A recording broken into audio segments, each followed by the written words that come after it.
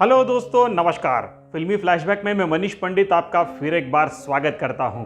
दोस्तों, आज बात करूंगा राज कपूर की सदाबहार फिल्म बॉबी के बारे में। जी हां दोस्तों, बॉबी इस फिल्म ने रिसेंटली अपने 50 साल पूरे किए हैं। फिल्म बॉबी 50 साल पहले 28 सितंबर 1973 को रिलीज हुई थी और इस फिल्म में मुख्य भूमिका में हमें दिखाई दिए थे ऋषि कपूर, डिंपल कपाड़िया और इस जोड़ी का साथ दिया था प्राण, प्रेम नाथ, प्रेम चोपड़ा, दुर्गा खोटे और अरुणा ईरानी जैसे कलाकारों ने। तो आज बात करूंगा इसी फिल्म से जुड़े कुछ मनोरंजक तथ्यों की, कुछ कहानियों की, कुछ किस्सों की। तो शुरू करते हैं आज का ये मनोरंजक एपिसोड।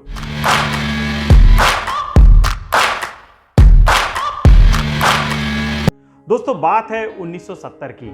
उन दिनों राज कपूर की फिल्म मेरा नाम जोकर रिलीज हुई थी। ये फिल्म काफ़ी बड़े बजट की फिल्म थी और उस फिल्म को बनाने के लिए राज कपूर ने अपनी सारी संपत्ति दांव पे लगा दी थी। पर बावजूद इसके ये फिल्म चली नहीं, क्योंकि ये फिल्म बॉक्स ऑफिस पर फ्लॉप हो गई थी। राज कपूर काफ़ी कर्जे में डूब गए थे। इसके बाद रणधीर कपूर के द्वारा निर्देशित फिल्म कल, आज और कल भी फ्लॉप हुई और आर.के. बैनर्स का नाम खराब हो चुका था। लोगों को ऐसा लग रहा था कि राज कपूर के निर्देशन में अब वो बात नहीं रही। पर राज कपूर एक जुझारू डायरेक्टर थे। फिल्म बनाने के लिए ये काफ़ी पैशनेट थे। उन्हें पता था कि फिल्म बनाना उनका स्किल है और इस स्किल के जरिए ही ये अपने कर्जे से बाहर निकल सकते हैं। पर इस नए फिल्म को बनाने के लिए ना तो उनके पास पैसा था, ना ही कहानी। कहते हैं मुसीबतें जब आती है तब एक साथ आती है। राज कपूर एक और कर्जे में डूबे हुए थे और इन्हीं हालात में उनके पिता पृथ्वीराज कपूर की भी मृत्यु हो गई। उनकी माताजी का भी देहांत हुआ और उनके करीबी मित्र जय किशन का भी निधन हुआ। कर्जे से उभरने के लिए राज कपूर ने ठान लिया कि ये एक नए तरह की फिल्म बनाएंगे जिसका बजट बहुत कम होगा। इस फिल्म में वो नए सितारों को, नए कलाकारों को कास्ट करना चाहते थे ताकि वो इस फिल्म के बजट को सीमित रख सके। ये वो दौर था जब तमाम चुनौतियों के बीच राज कपूर ने एक युवा प्रेम कहानी बनाने की ठानी।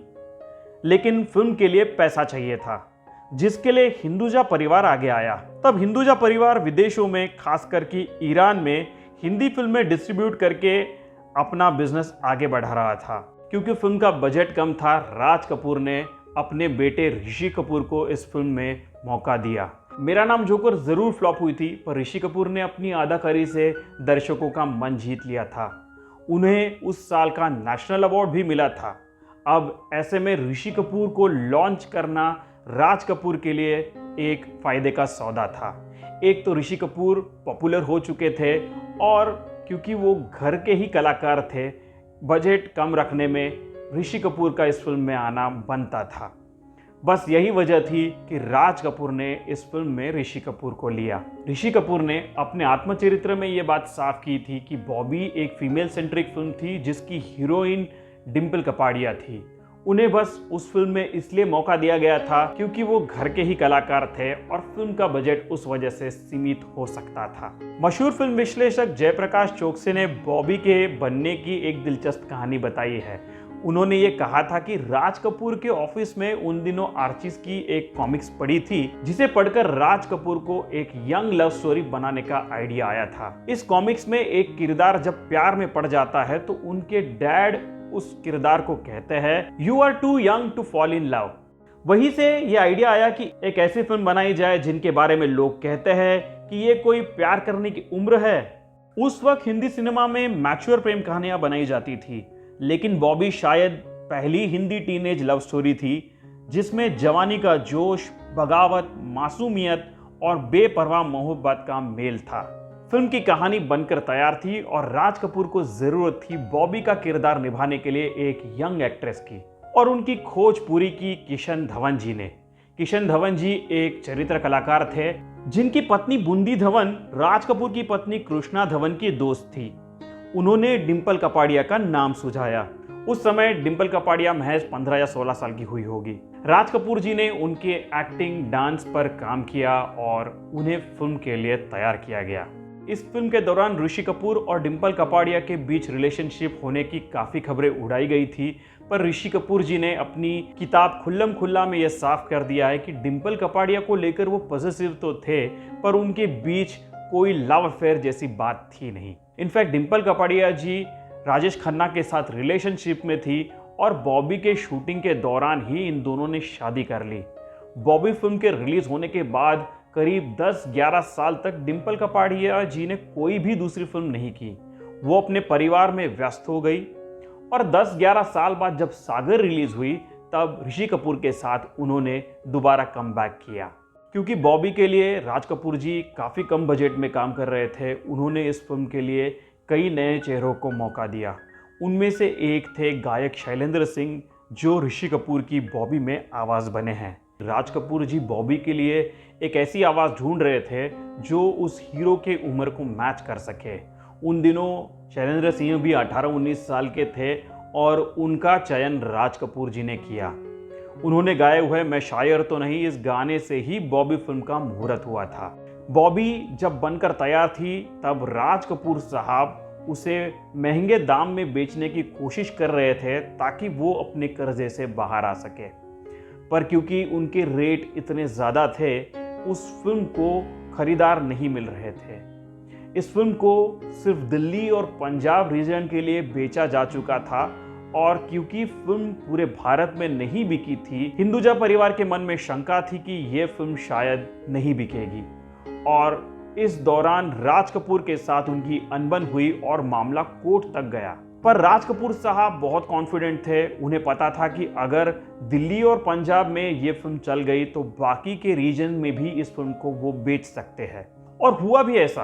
राज कपूर जी ने इस फिल्म के रिलीज से पहले ही हिंदुजा परिवार का पूरा पैसा लौटा दिया, पर इस फिल्म ने रिलीज के पहले ही दिन हाउसफुल होकर कमाल कर दिया। फिल्म वर्ड ऑफ माउथ से काफ़ी पॉपुलर हुई और उस वजह से बाकी रीजन्स में भी राज कपूर ये फिल्म आसानी से बेच पाए। इस फिल्म की सफलता इतनी अपार थी कि राज कपूर जी ने अपना सारा कर्जा इस फिल्म से उतार दिया। उनका खुद का घर नहीं था, उन्होंने इस फिल्म के सक्सेस के बाद खुद का घर तक खरीद लिया। फिल्म के रिलीज के 50 साल बाद भी आज भी बॉबी का नॉस्टैल्जिया बना हुआ है और किसी न किसी तरीके से यह दिखाई देता है। कश्मीर के जिस होटल के कमरे में हम तुम एक कमरे में बंद हो इस गाने की शूटिंग हुई थी, वो कमरा आज भी बॉबी हट के नाम से मशहूर है और लोग उसे देखने आते हैं। बॉबी सिर्फ एक फिल्म नहीं थी बल्कि एक स्टाइल स्टेटमेंट थी, फैशन स्टेटमेंट थी। डिम्पल कपाड़िया और ऋषि कपूर के पहरावों को, हेयर स्टाइल्स को इस फिल्म में काफ़ी पसंद किया गया। डिम्पल कपाड़िया जी ने पहनी हुई मिनी स्कर्ट, पोल्का डॉट वाली शर्ट, बड़े बड़े चश्मे उस फिल्म के हाईलाइट थे और इस फिल्म के बाद स्टाइल स्टेटमेंट बन चुके थे। डिम्पल कपाड़िया की पोल्का डॉट वाली पोशाक बॉबी ड्रेस नाम से मशहूर हुई थी और ऋषि कपूर जी ने जो मोटरसाइकिल इस फिल्म में चलाई थी उस मोटरसाइकिल को भी बॉबी मोटरसाइकिल करके बुलाया जाने लग गया था। उन दिनों बॉबी इस फिल्म का क्रेज इतना था कि गांवों कस्बों से बड़े शहर के थिएटर्स तक विशेष बसें चलाई जाती थी। उन बसों को बॉबी बस कहा जाता था।